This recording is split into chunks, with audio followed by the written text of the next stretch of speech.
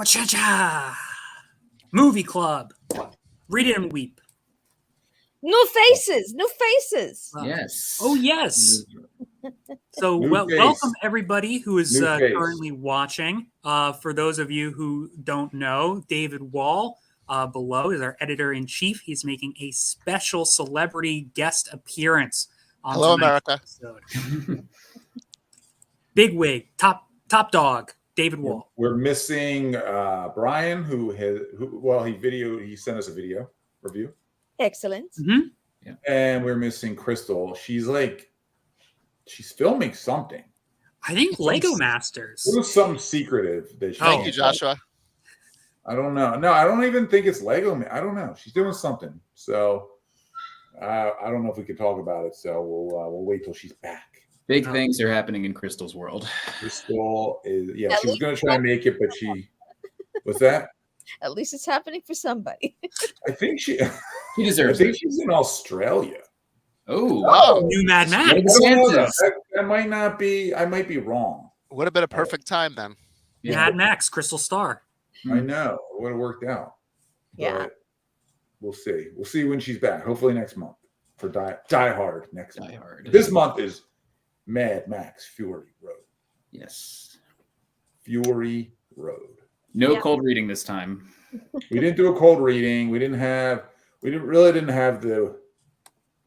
rehearsal time to do a cold reading. But also, we usually rehearse for days. Weeks. Well, considering the fact that Max only had 52 lines in the film, yes. True. Really wasn't much to actually do. Oh, I thought Noah could read the rictus erectus parts. I had a son, and he was perfect in every way. A brother. He was perfect in every way. I had a brother. He was perfect in every way. So we should let's have our. Do we have our lead-ins here? Oh, that's part two. That's plot. You're one. Prior experiences. Is that how you say that? Experiences. Yes. Experiences. Thank you. No, if I'm we'll learning take to off read anyone good. notices any potential spelling errors. I went to school for learning to read good. It shows. Yeah. So my experiences, I think this is literally the second time that I've seen it, because I know I saw it when it first came out. Whether it was in the theaters or not, I don't know. But I know that I hadn't seen it in all the other, all this time in between. And honestly, it's like I kind of forgot quite a few things. I forgot. I saw it too once. On when it first came out on whatever something, not in the theater, whatever they call it now, whatever the kids are calling it. Cable TV, VHS. That's it. Yeah. Beta Max. Yeah, I saw it once before, right after it came out on Betamax, and I haven't seen it since. So this was a pleasant surprise. Not surprise, but pleasant rewatch. Yeah, I've never seen it. Oh, sorry. You go first, Noah. Oh, no. I was just going to say, we had talked a little bit earlier, but I had seen this once before in theaters when it came out. And you just got to imagine the sound design and the big screen. I mean, like, we came out of the theater and, like our hands were shaking. Like, it was just, pedal to the metal the entire time at this massive scale. So a little bit different on the smaller screen, but just as enjoyable. Passing it off to David Wall.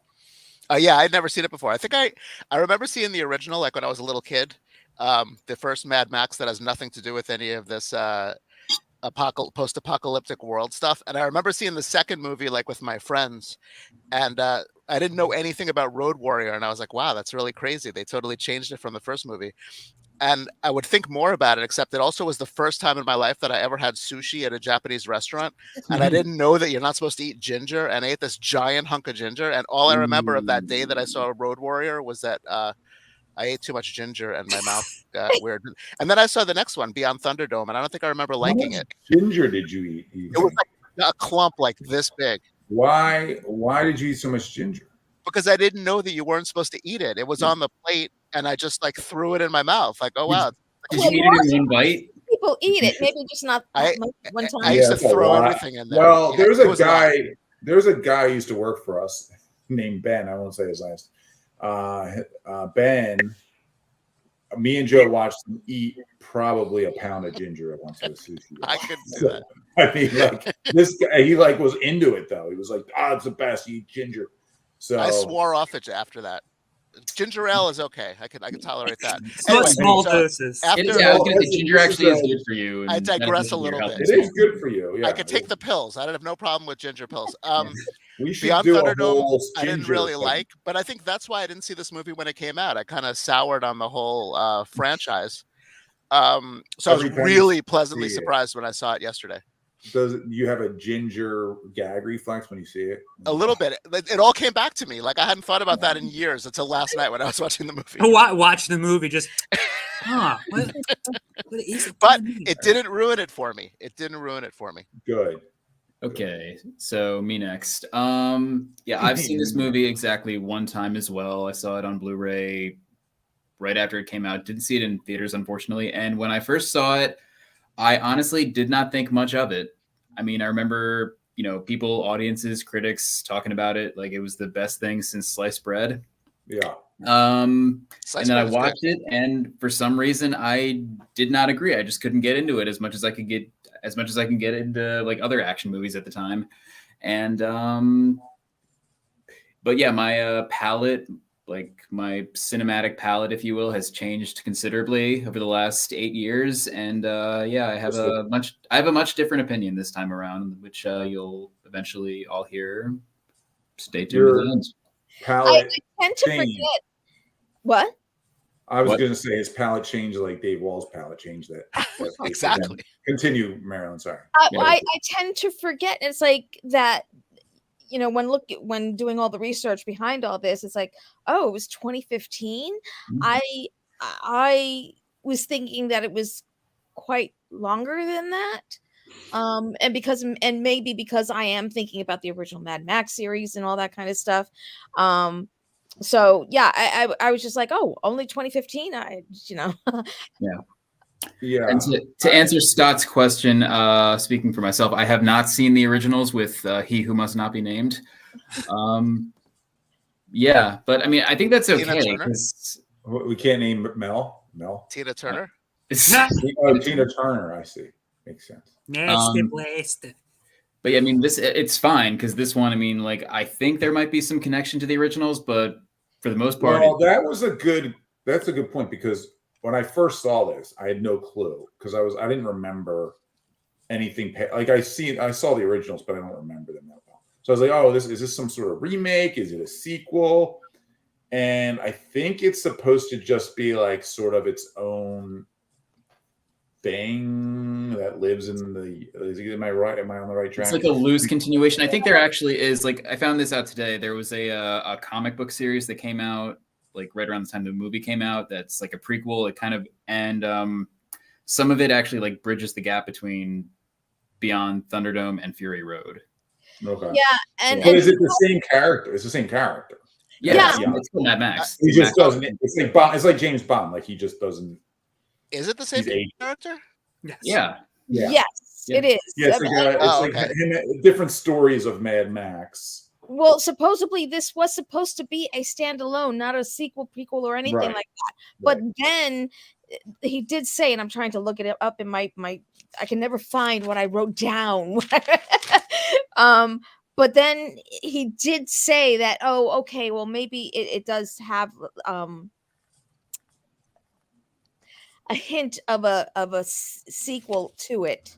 I wish I could find that. And It feels like, well, it's weird because it's interesting is it really just drops us into a story. Yeah. Like there's no first, like a normal movie would have a first arc where we'd have setup and get like some backstory or something. It just drops us in and It jumps right in. Yeah. You're in a roller coaster. which is very Yeah. unique. Way of That's telling what I the thought story. was cool too. Like, I mean, there's like, I mean, who was it in the comments here? Let me look. It was great mistake. You know, world building, lore, mythos were all great, but like, there's not a lot of setup. I mean, there's like those series of like, you know, like kind of rapid fire images at the beginning. You know, of like, you know, like kind of like a nuclear bomb going off, and like you hear like the audio of like, oh, there was a gas war, then there was a war for water. Right. He's And doing it's the like, voice. you know, you don't need to like go that much into it. Right. You're just I actually and listened to you're that part learning as you go. twice. I actually listened to that part twice because I wanted to find something, you know, like what leads us into this. And I finally found my little notes here. It says that he stated it was a reboot, but later confirmed that the film is a revisiting and kind of a sequel to Mad Max. Yeah. I'll tell you, the way that I see it is that, and this might be quoting from somebody from a while ago, I can't remember, but the way I see it is that it's Mad Max is basically like Kane from Kung Fu. You know, he's going from town to town, solving problems, going on adventures. You know, and each adventure is its own. And, you know, he almost becomes this legend within the wasteland. Like, have you heard of Mad Max? You hear about the time he, you know, took on the Thunderdome? Did you hear about the time that, you know, he rescued this whole town? Did you hear about this thing with a battle tanker? Like, if we were living in a post-apocalyptic Australian wasteland, he would be like a campfire story that people tell. And this is just one of those, you know, myths, one of those legends that kind of, you know, fades off into the distance. I can see But that. that being said, as Jake did mention, there is a bridge, a comic book that connects. Well, because even like right the after stuff that they flash back to in this movie, supposedly that story exists. I think maybe it is in the comic, or whoever it was that he was trying to save or something. That, and maybe there's an original. I know he shot there's like 56 hours of film or something. So so maybe there's a lot more to that story. They just didn't. They felt like it was a waste of time showing in this action-packed movie.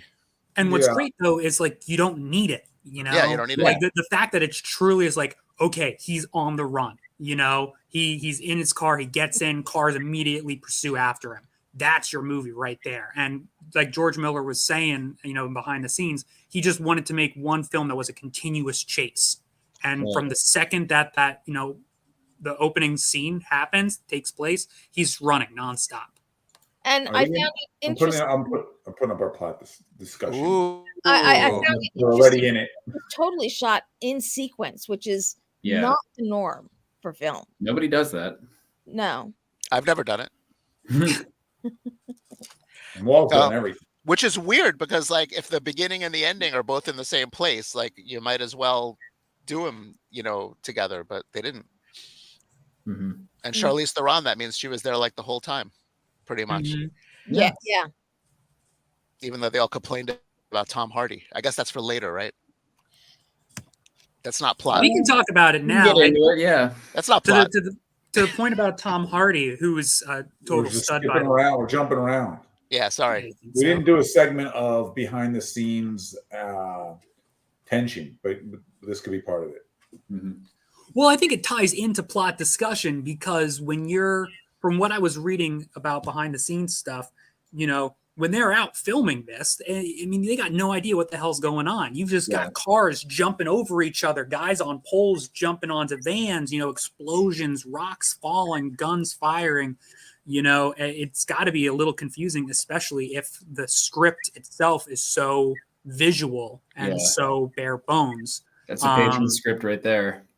Yeah. And the way that what I was reading was George Miller basically wanted the entire thing storyboarded. So even before there was a script, it was all visual. Well, that's why the guy who did the storyboards is considered a writer on the movie. Brendan McCarthy was the guy who did all the art. Who did I worked with. You worked with him? Yeah. He did what do you call it? He did one of my favorite comics, which is Shade the Changing Man. That's one of his covers there. Yeah, but that, I mean, he contributed to the story so much that they gave him that credit. I know that the thing that stood out for me about the story was how Charlize Theron is really the hero of the story. Like Mad Max is more like Max is more of an accessory. Aren't they making He's a background character? They're making a Furiosa movie, or yes, with Anya Taylor-Joy. as the young Furiosa. Interesting. Nice. I Yeah. love her. I think they've already shot it, so she's in it. I know Chris Hemsworth's in it. He's going to be playing the villain. Well, if he could be as good as in Mortan Joe, then Morton Joe. that would be a success. Yep. Rest in peace. Chris Hemsworth is too good looking to be playing Yeah, that role. a bad guy. Well, I think this Mortan Joe character looked so much like Dr. Satan from House of a Thousand Corpses. It was Oh kinda yeah, weird. yeah. But And apparently, he was played by Hugh Keys Byrne. yeah. Was he in and an older movie? Was he like in an older Mad Max movie? He too? was in the original Mad Max as Toe Cutter. Oh, Same okay. actor. He just passed away, I think. Yeah, like last year, I think. No, So- in 2020, December of 2020. So his death date is coming up. Yeah. Mm. Well, salute to him. Pour one out for Hugh Keys Byrne. Yeah, Yeah. but I liked him a lot. I don't know about Chris. I mean, I know he can do it. It's not about that. It's about, I think, that you need someone who's a little rougher in looks and age and all that kind of stuff to be playing that role, because you want to be disgusted by that character. I mean, I'm That's sure what the he's going to makeup be department's made for. up. I'm sure that, I mean, if this is any indication, you know, Yeah, he's going to have some kind of mask on and They made a lot of Colin makeup. Farrell, the what's his name, the Penguin in the new Batman, I and think they they're literally changed his entire face. I mean, they, That I get that, but it's I don't know. I don't know. I think I after think it's weird seeing- too. I don't know why. I don't know. Like, not to harp on it, but with the Colin Farrell thing, like, I'm like, why don't you just cast an actor who already kind of looks like that instead of spending 8 hours in a makeup show? But go ahead. No. Well, he wasn't the first choice. I think actually Matt Reeves wanted what's his name, Jonah Hill, to play the That would Penguin. make sense, actually. But Jonah then wanted to Jonah play the Hill Riddler instead, and when they couldn't come to an agreement, he just walked. Yeah, Anyway, yeah. Anyway, But plot discussion. But side note, Marilyn you guys- was going to say something. well, it's like going back to like the screenplay and all that kind of stuff. It's like George Miller had two stipulations, that he wanted the cinematography to be as colorful as possible, because the past Mad Max has been kind of that, that dull, grayish kind of scenery and all that, and that the art direction to be as beautiful as possible. So I kind of like that. Yeah, it's like that was more like the first two. But I kind of like the fact that there was, juxtaposition to all the past shows and things, and the evening shots were actually done in daylight. Yeah. Filters. Okay. Yeah, that's what they did. What is it? They did that on another. Oh, Nope. The movie Nope. They shot all the night scenes in day. Shot. Yeah. And I thought it was cool, like the cinematographer John Seal. I mean, he was mostly known for like doing like these like really like kind of heavy-handed like drama movies, things like The English Patient. I think he did the first Harry Potter movie too, actually. And he did like Rain Man, Lorenzo's Oil. So for him to be doing like an action movie like this, something of this magnitude, I mean, you'd never know. It was basically his like kind of like first kind of entry point into the genre. It was impressive. And he got an Oscar nomination for it. He came out of retirement for it Oh yeah, that's right. to work with George Miller. I mean, this is essentially, it was a 2-hour car chase, which Yes. Which might have been a little bit too long. I mean, I loved it. I honestly I liked it. Like, I think the same thing like you guys mentioned was like the second time I watched this, I liked it much better. I mean, when you think it's like a 2-hour car chase and all that kind of stuff, it could be very difficult to actually put story into that. But that George Miller actually did manage to put the story there. And one of the things that was told about Tom Hardy and George Miller is that once he saw the film, he apologized to George Miller, Tom Hardy, because, and this was also for Charlize Theron, that while they were doing it, while they were filming, they couldn't understand the vision. And I could see how that might happen. It's like, just go ahead, just keep driving and do this and do that. It's like, so I can't imagine how difficult it was to direct this constantly moving scenes with the guy playing guitar really loudly, like for real. I guess that was actually like part of it. What's his name? That was I think funny. the Doof Warrior, yeah. Doof Warrior, yeah. Which, just, not to get too far ahead of ourselves, but someone was mentioning in the comments earlier about the lore and the characters, just the fact that you created this whole society, this whole like religion, wherein you've got, the like guys bagpiping or playing the drums, they, leading the charge going into war. And it's just this full heavy metal type thing. It did seem like a waste. It did seem like a waste of gasoline, though. What was be what's this? Is just spray shit? Like, just like it's supposed to be? Yeah. So yeah, it's ritualistic. Like speed or something, or like it's kind of huffers. It's getting like they're basically getting high before they kill themselves. Apparently, like in Australia, chroming is a word for like abusing like inhalants. Right. That's so part it's of just where the idea came from. Inhalant, unspecified inhalant. Yeah. It kind of gives them the strength. I guess it's like, oh, I'm feeling very not defeated. I was only asking because David Wall was asking me where he can get it. Apparently, it's a confect, like they use it for baking, like they'll use it for like cakes and stuff. Baking.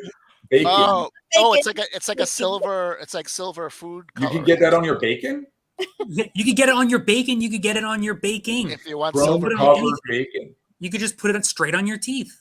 There you go. But no, and one of the lines when Immortan Joe is talking to, I think what is it, Nux was his name? Yeah. When he was talking to him, he basically, shiny and chrome await you in Valhalla. Their whole thing is just based off of cars. And this whole thing that they do, the V8. They're making the V8 engine. Okay, that's what I was wondering what that was and stuff like that. But going on Nux, it's like, I'm like, why does he look so familiar? Mm-hmm. And so I had to kind of look it up real quick. I was like, oh, Peter the Great from The Great, and many other things as well. But I thought he did an excellent job with that role, and it's like, how they were able to switch the dislike of that character. Yes. And what's great too is like you can see that process in his brain. He goes from being the diehard acolyte, whatever follower of Immortan Joe, and then through the actions of the movie, oh my gosh, that scene where Immortan Joe hypes him up and he's like, this is it. This is my big moment. This is my time to shine. And he jumps over to the other car and he stumbles, drops the gun, and Immortan Joe's just like, mediocre. Yeah, he floors it, just keeps driving. I mean, from that moment, the guy's like, okay, God's given up on me. Like my Messiah is no longer existent. He deprograms himself. Yeah, well, I think it helps. But girls help too, right? Yeah. Especially capable. Yeah, well, which is Lisa Marie Presley's daughter, by the way.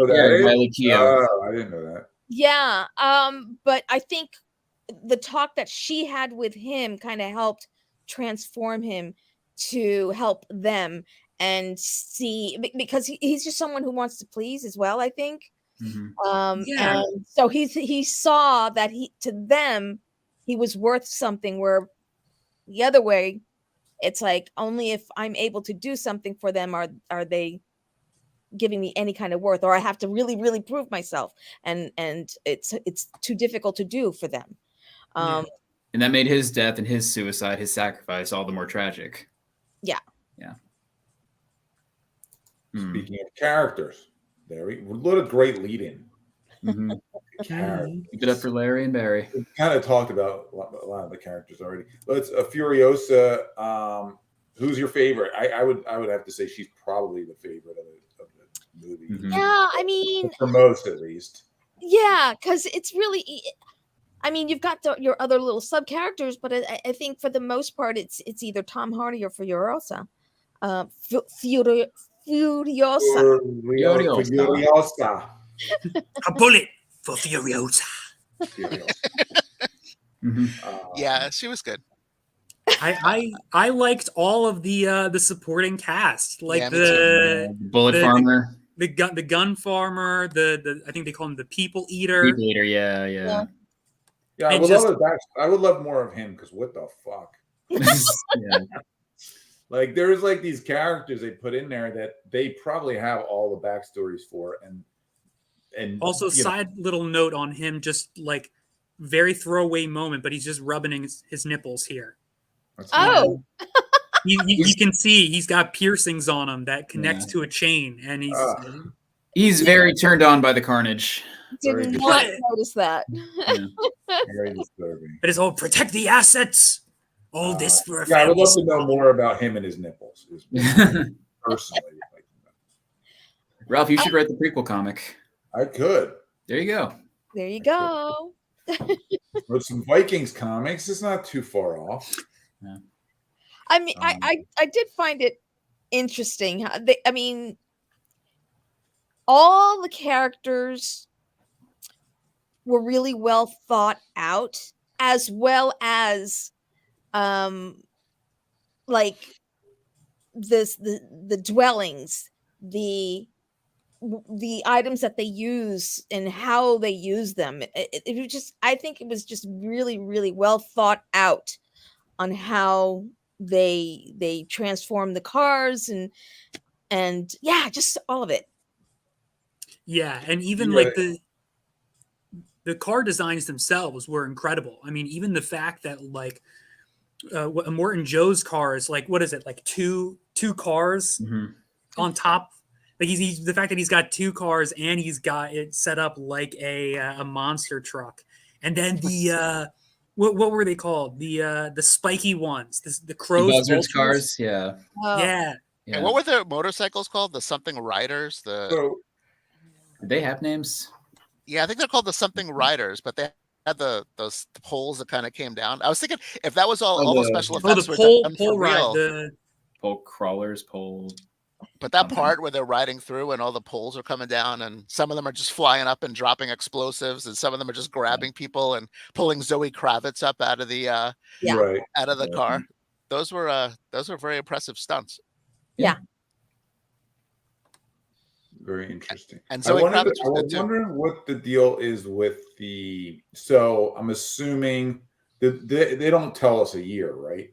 No. Because No, they don't give I'm assuming like that Oh. storm they drive through, the storm with like the 400 tornado thing, like the scariest storm ever. Dust storm, yeah.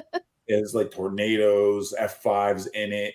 Like, what is that from? Is that from global warming at this point? I mean, are we? Okay, I Could be maybe imagine if you the got an entire landscape that's just dirt, sand, and salt, you know, any high winds just start.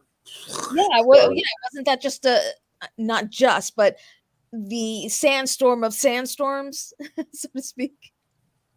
It was very. I would That's not just a want to be- Tuesday in the desert of Australia. I mean, I'm pretty sure if you rip a big enough hole in the ozone layer, shit like that's just bound to happen all the time. We should. Hopefully, it doesn't happen while I'm alive. Yeah. That would be the scariest thing ever. Well, okay, but wasn't this all based upon nuclear war or Was it?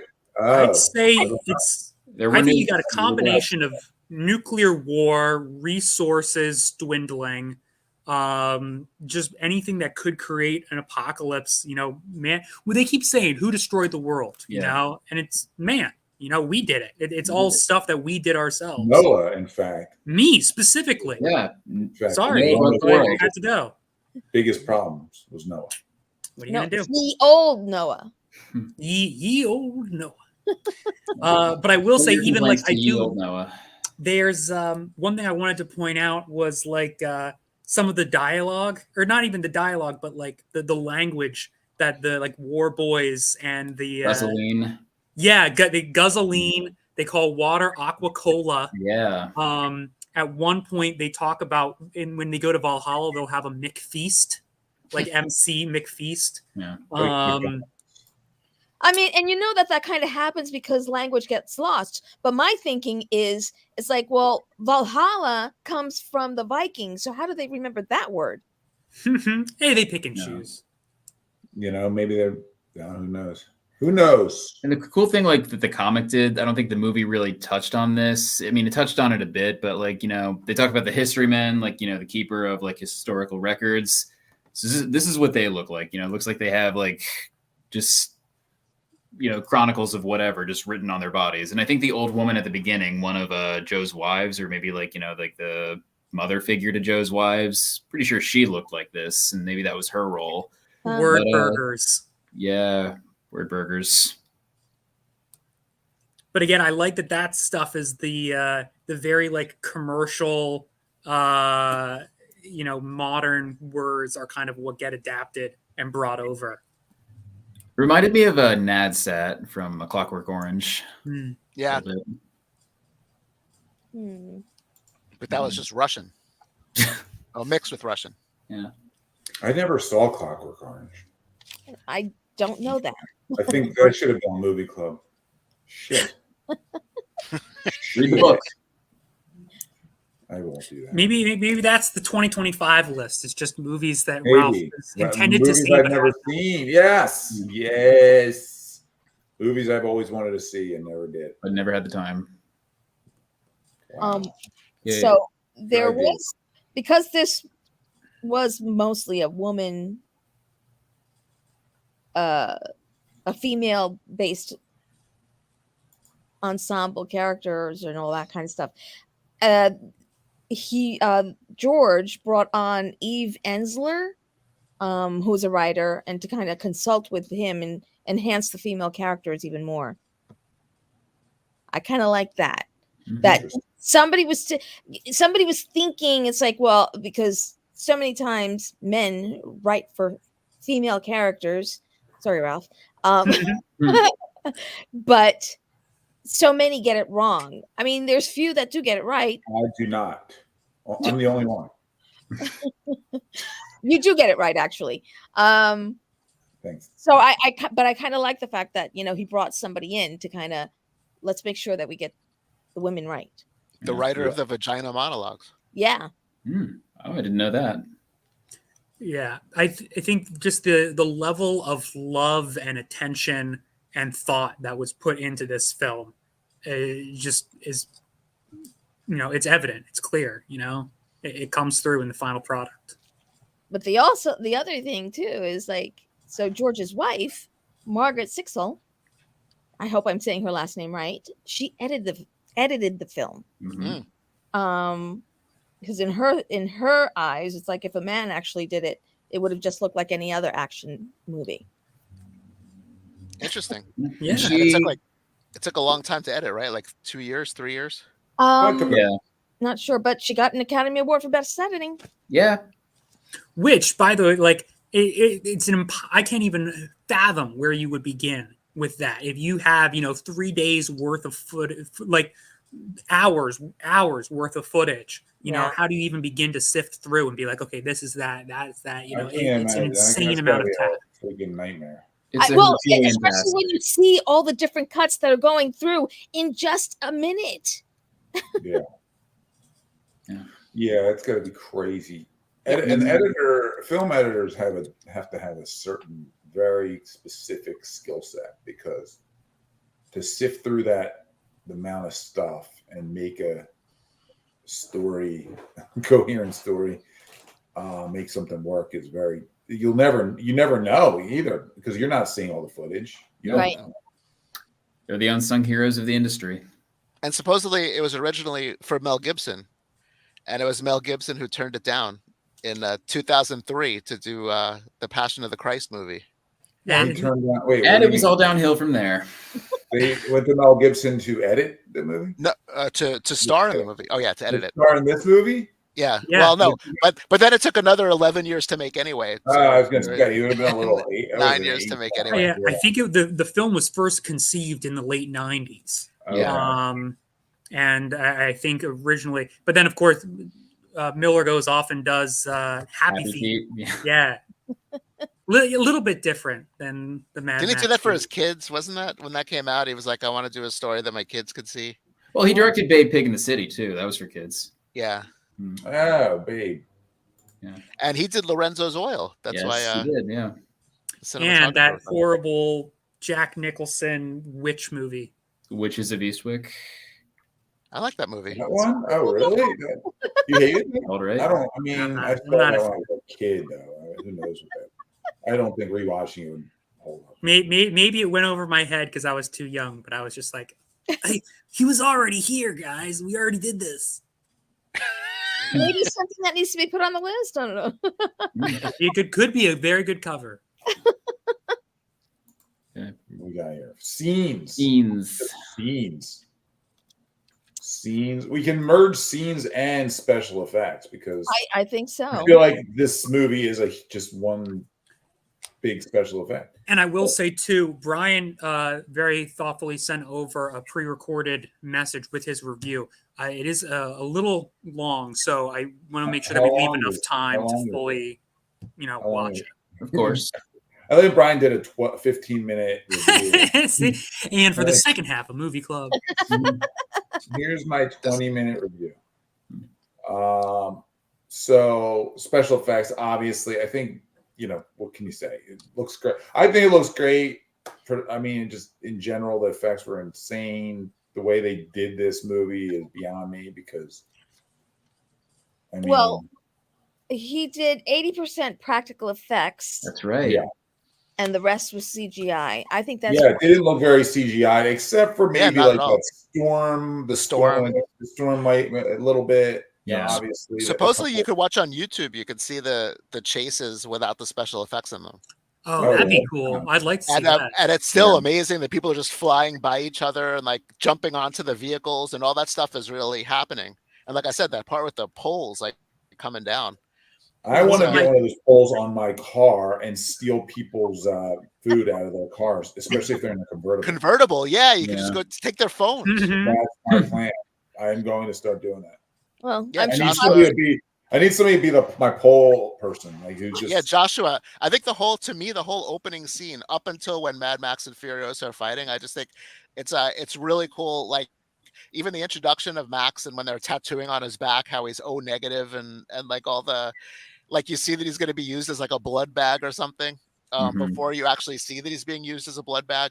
Just that whole scene and where he's the slave and comes Human out cattle. and fighting everybody and that whole scene. Well, even the whole scene with him on the front of the fucking car for the first like 30 minutes of the movie, it's hilarious. Like like it seems like he's going to escape and then he doesn't.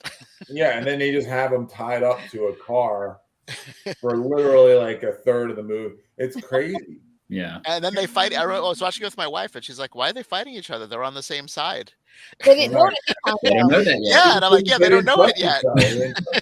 But also look at how careful and cautious Max is. From like, it's not like eventually they warm up to each other when he's like, okay, I can trust her.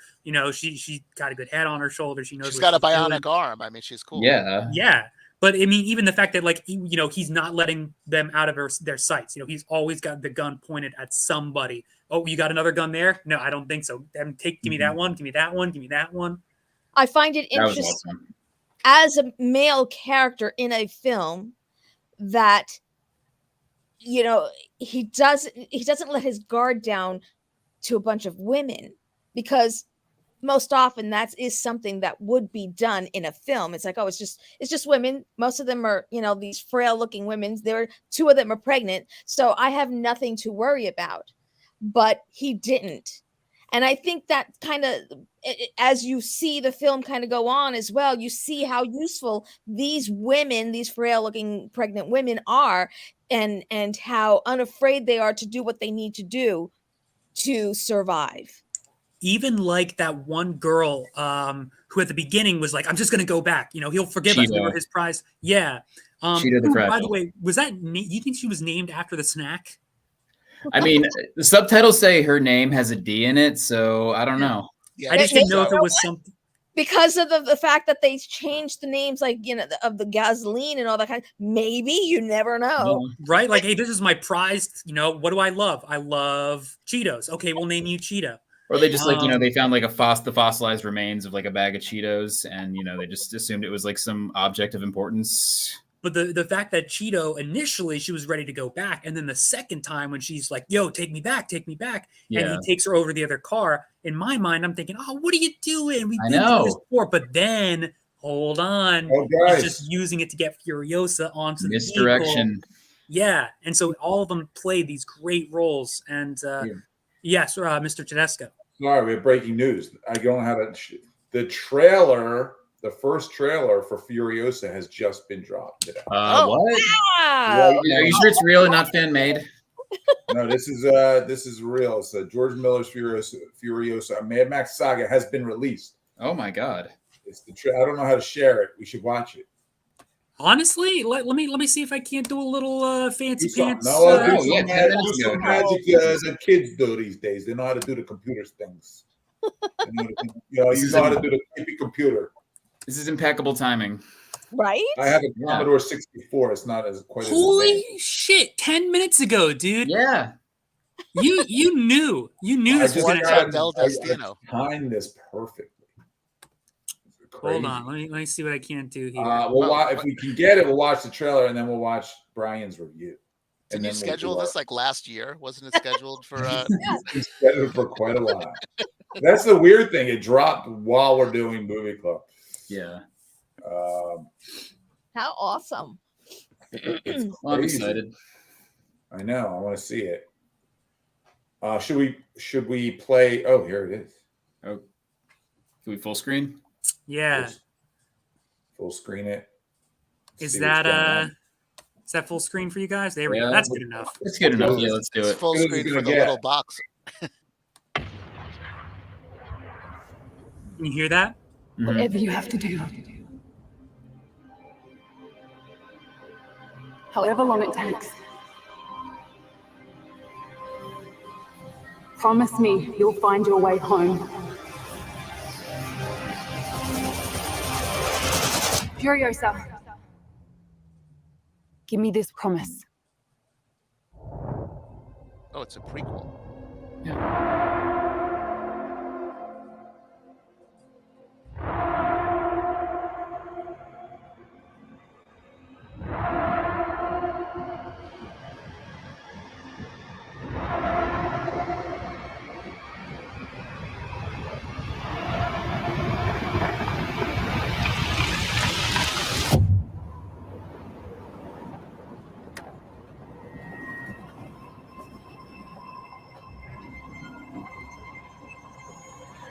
Ladies and gentlemen, start your engines.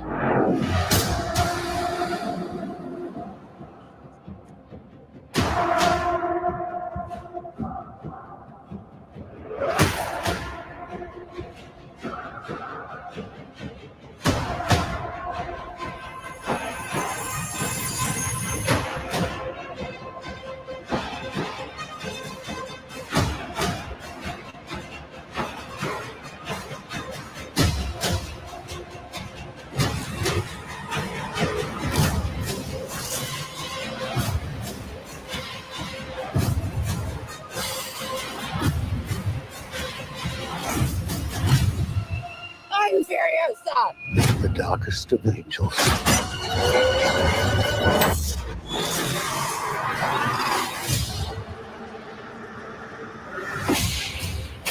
The question is, do you have it in you to make it epic?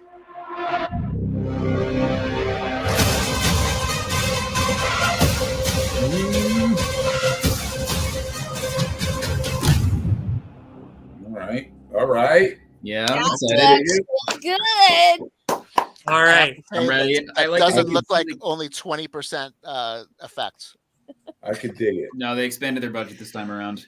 But I'm really excited to see more of the green place because, you know, they kept building that up throughout Fury Road as like this, like, you know, the last vestige of paradise on Earth. And, you know, she finally links up with her people again and she finds out that it's all gone. And that's like kind of like that was probably my favorite scene in the movie, like was like when she realizes that, you know, everything she worked so hard to return to is just no more. And then she like collapses to her knees in anguish, and she does that scream that you can barely hear. I mean, it was just great work from Charlize all around. And yeah. So now that we've seen him, what do y'all think of Chris? Mr. Hemsworth. He looks terrifying. I mean, What happens? We need So more. knowing We need that more. it's kind of a prequel, I was like, okay, Yeah. maybe it'll be a little bit easier to kind of take him as the character. Because it's only 40 years you after. won't look at, it's not a sequel. All right, let's. I realize it's late, so let's get to our ratings. And, Well, do you want to see Brian's? Yes, let's do Brian's first, and then how long is Brian's? 7 minutes. 7. what? Right. I'm sure I haven't listened to it yet, but I'm sure obviously he's got All something right, good to listen. say. This is what we're gonna do because I got a hard out in 12 minutes, so we're gonna go quick on our reviews tonight. No over. We all know how we feel about the movie. Just give the review and go. So let's go to Brian first. Sorry, Brian. All right. So first, we're doing our reviews first. Either way. Okay. So here's Let's do what our we reviews currently first. have for the Zenescope charts. As you can see, RoboCop was a very divisive film. Ralph, I expected better from you. I wish I really wanted to like it more. But I'm sorry. Go ahead. No, that's it. I'm just, I can only be truthful, Noah. and not everyone's entitled to their own opinions. Everyone's opinion is valid. Although it is a 5 movie. I don't know. It seems In your Marilyn. opinion. It seems Marilyn had more problems with it than Ralph did. Well, I can excuse Marilyn's a guest on the program. I can lean into Ralph a little bit. Marilyn, she's entitled to her own thing. Ralph, No respect for his RoboCop, employer. dude. No respect for his employer. RoboCop. RoboCop is so not a 5. It's not. It is. You're right. Oh my gosh! This Dave, is not you're this. right. Dave, what would you have given it? RoboCop? Yeah. Probably 3.5. That's admirable. At least Yeah. I can abide by 3.5. 3.5 is even more than. So far, Anyway, Fight Club is still the film to beat. Okay, Fight Club's a film to beat. This could be it. Let's see what Brian. Let's do ours first. I'll go first since I'm in more of a time crunch than you guys maybe. I'm going to give this a 4. I'm going to give this a 4 point. Shit. I should have 4 point shit. 4 point shit. What's a 4 point shit equal? I'm going to give this 4.25 maxes. I don't know what to give it, but 4.25 maxes. Lives. I can go with that. I almost went I was going to go 4.5.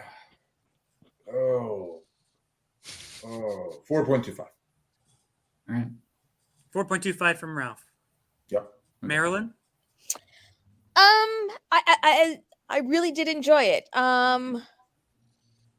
But let me see. Yeah, I'm kind of torn because I'm like at 3.75 or 4. You know. Ooh, Marilyn, this is good for you. Yeah. This is surprising. Well, it's like I kind of do enjoy the franchise. We're gonna give you a 4. I feel like you're going 4. I don't know. Let's go with 4. You going with 4? Yeah. I pushed her. I'm writing it down, by the way. Because I felt bad I didn't go 4.5. I figured Marilyn can make up my quarter point. What was Krystle's speed rating? It was like a 0.5, I think. Oh yeah, that was low. That didn't. Oh yeah, she hated it. It didn't even know it was a 0.5. She gave Barbarella a 5. All right, sorry. Noah, you're up. I'm gonna give it a 5.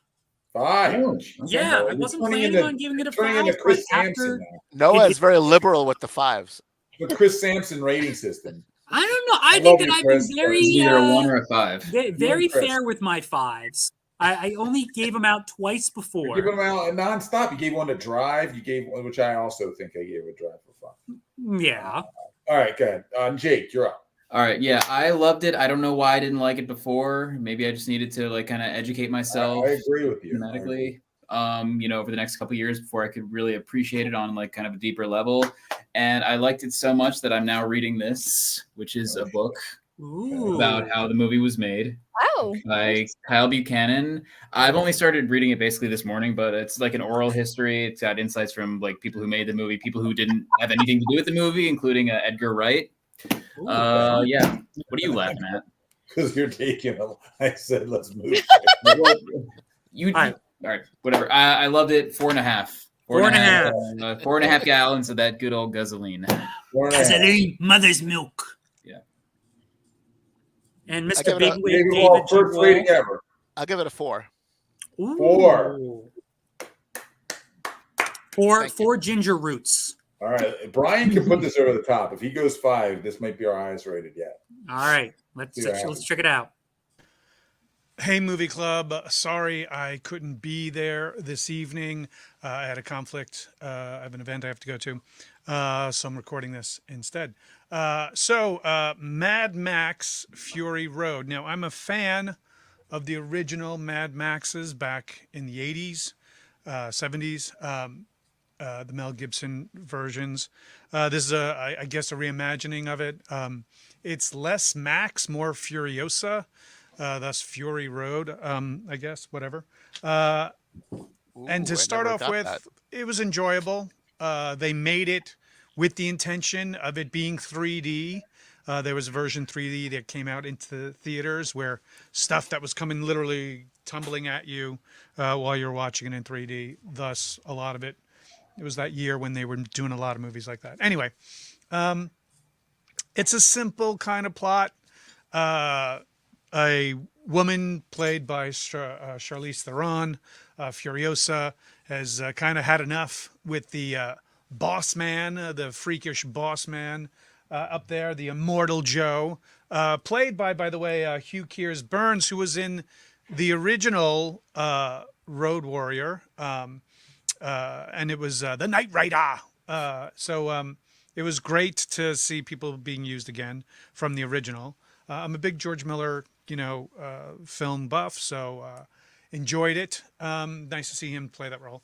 So as you can see, he puts in this post-apocalyptic world a lot of interesting people, a lot of interesting character actors, a lot of interesting people with certain abilities and disabilities.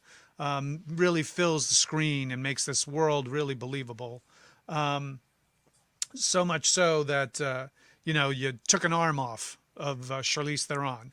That's how you have to ugly up Charlize, because she's easy on the eyes. I'm not gonna lie. So were all the wonderful mothers that the immortal Joe was trying to knock up for healthy babies, normal healthy babies. An eclectic crew of models, actresses, and Zoe. What's her name? Zoe Kravitz, Lenny Kravitz's daughter. I thought he was talking about the milking ladies. And so it was interesting to see those characters put together like that. The plot is very thin. She's supposed to go on a gasoline run for the community. They have a big, beautiful oasis on the top of a mesa, and they trade water and fruits and vegetables for gasoline, or guzzolene as they call it. And then there's the bullet farmers, which is another community that are arms dealers and stuff like that. And in doing so, she secretly kidnaps all the beautiful, mothers to take them to the green space where she remembered as a child growing up, where it was beautiful and lush and no, harsh environmental concerns, that kind of a thing. And in that journey, as you know, I'm sure you're discussing it, it takes place where it's not a real place, and then they have to come back. It's pretty much just a car chase action heist movie, I guess you could say, where the mothers are the treasure, and then come back. I personally like the previous versions of Mad Max movies, even the Beyond Thunderdome with Tina Turner, classic. We Don't Need Another Hero is a great song. Anyway, best scene, I guess when they entered the storm, the big dust storm, visually, characteristically. The highlight of this movie is absolutely, without a doubt, the stunts, the driving stunts, the Cirque du Soleil like guys on poles, and the character, the depth of character is not really strong in this movie. The original Mad Max, there was more of a background, obviously, what made Max so mad. This one was just flashes in his face. Obviously, perhaps his daughter gets hit by some of the rabble that's out there in the wasteland. Never was really defined. Same thing with Furiosa. Furiosa character, not really defined. This is more of like, let's get as many trucks, cars, and freakish Frankensteining of vehicles together and do a massive movie about nothing but a car chase. So much so, they come right back to where they started from after killing the Immortal Joe. So, spoiler alert. Anyway, if you haven't seen it by now, it's on Tubi. You can watch it for free. I didn't like. So that's my favorite scene. Worst scene, I don't know, the sped up chase when Max originally escapes from being the blood donor, the blood bag. It was weird. I get it. He's having hallucinations and flashbacks from his daughter or child, someone who cares about Max, coming back to him as he's trying to escape. Not enough of Max on his own. So I guess those are the parts that sucked. A lot of people got hurt on the making of this film. Not surprising. If you read into the background of the making of it, it's kind of interesting. If they make another one, would I see it? Of course. I like aftermath kind of genre movies, and Mad Max was one of the originals to do that back in the day. So when it comes to my score, I'm going to try to keep this as short as possible. Let's make it simple. This one is probably a 3.75. It's entertaining enough. It falls on some, nostalgia for those who like the Mad Max movies. I think it was executed okay. Like the whole, like I said, if you're going in it for a massive plot point, you're going to be disappointed. Massive storyline, you're going to be disappointed. Heavy dramatic acting, you're going to be disappointed. It was good for what it was. And that's it. 3.75. It's not horrible. It's not like, you got to go see it.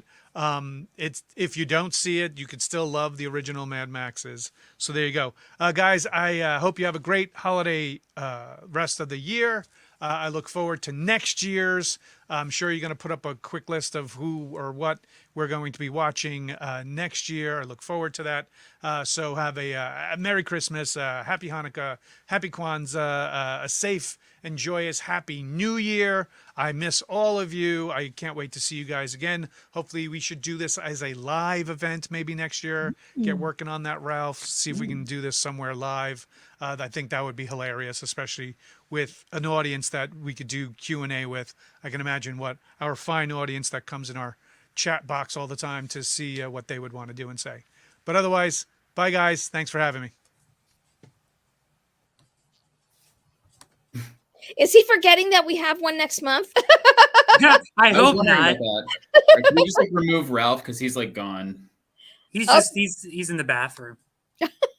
No, I forgot that I'm muted. Yeah, Ralph said that he left, but I thought Road Warrior barely had a story. I mean, I don't understand. Like I think he's remembering these movies differently than they really are, because Road Warrior just seemed like basically the same sort of thing. It was with a little less driving, but it was like crazy, outlandish characters and a really kind of minor story that pushed it forwards. I mean, I'm not sure if it was any to judge against this one for having not as much story. Right.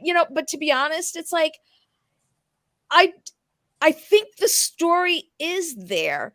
Mm-hmm. It just wasn't elaborated maybe, but I'm kind of going to go here a little bit.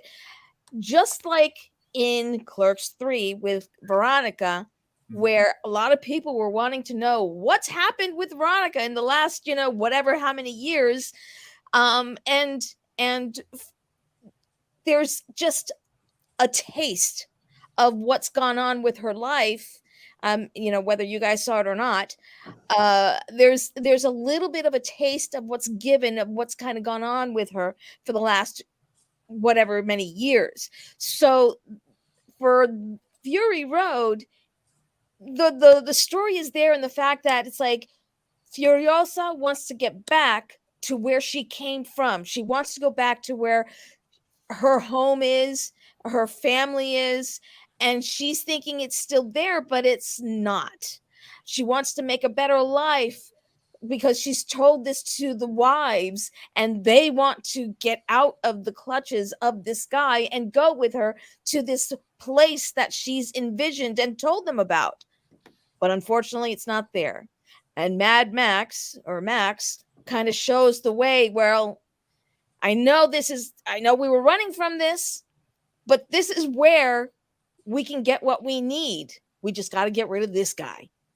God, I didn't know that I had that all in me, but yeah. Yeah. We appreciate very it. good. And, yeah, I agree. And I feel like, just the general stakes are high enough for everyone involved that you don't really need super complex depth of character. Right. Because he stated that he didn't want to do a movie with that exposition. He just wanted to just put it out there and like explain it as we're going. Right. Yeah. His story was visual.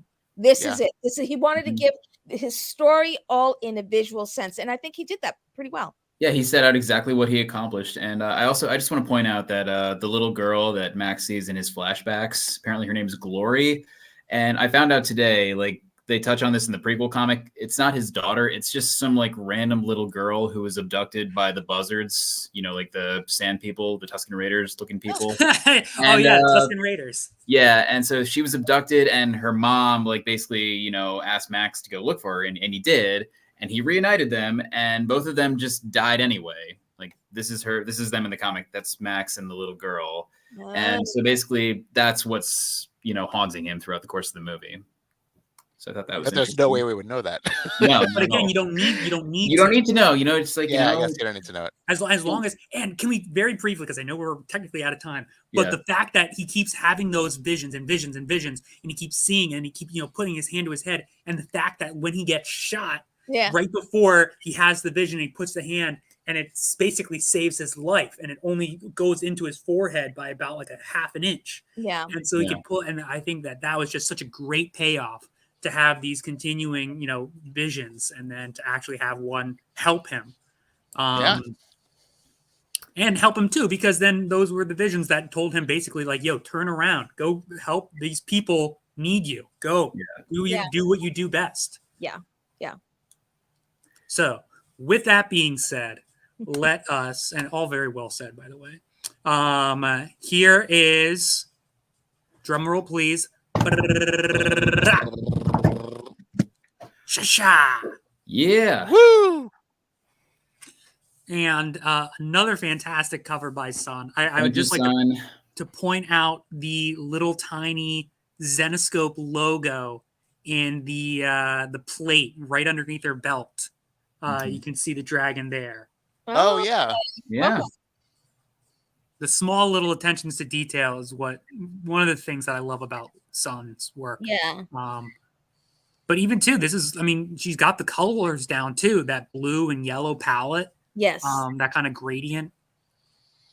So all around, fantastic work, Sun. Yeah. As always. Mm-hmm. And I am dropping a link for that in the comment section. So that should be live on our website now. Feel free to go check it out. Yep. And then here is a little sneak peek at next month's cover. I recognize that plaza. Very or clever. tower, whatever it's called. Yeah. All right. So, Marilyn, you got anything you want to plug? Any upcoming events? Nothing. It's the holiday. You don't got to be doing anything. That's and that's just it. So, it's just being with people and going to holiday parties and things like that. Very cool. Actually, I'm sorry. Let me actually say this. It's so this coming weekend, I have a cameo in a film that's going to be showing at the Culver City Film Festival. Just go to my site's my Instagram. I posted about it. I'll post about it on the other social medias. It's called Road to Terzetto, and it's showing on Sunday at 4:00 at the Cinemark, just off the 405 in Culver City. So that's what I got going on. Cool. Nice. I am Nice. throwing your Instagram in the comments section so people can go over and check it out. Great. I'll give you a follow. I think I already. Yeah. I got the whole crew. Yeah. keeping tabs on everyone. I gotta And I catch think up. Ralph would be upset if I did not mention that the Las Vegas VIP event is scheduled for March of next year. Yep. Tickets are now available. We are at Going 40%. fast. Yes, we are. I think more than 40% capacity right Mhm. now. Wow. So yeah, I think, and knock on wood, but I think these are, I think enough talk of the VIP events has gotten out there that these tickets are starting to move quicker than they have in the past. It's Last gonna be a year, good time, everybody. last year, a great time was had by all Yes. in the Las Vegas VIP event. It was very fun. I got to go out in the desert and experience my own little Mad Max adventure. Ooh. I've never been to Vegas before, so I'm very excited to go next year. Oh, damn, dude. Swinging city, baby. All right. Anybody? All right. Anything else? I'd be remiss if I didn't mention that Conan O'Brien did a Mad Max parody a few years ago. Yeah, he was the Doof Warrior, and Andy was the Morton Joe. So that was the introduction to like one of their week of shows at Comic-Con one year. I guess the year the movie came out, 2015. So yeah. Oh, wow. If you've never seen that, that's going to be on YouTube somewhere. Go find it. Go give it a watch. All right. Cool. Well, it was wonderful seeing you all again. Yes. Thank you all for talking about this fantastic movie. Absolutely. And I look forward to talking with you all again soon. Next month. See you next Goodbye. month. Love. Love. Peace. Bye, everybody.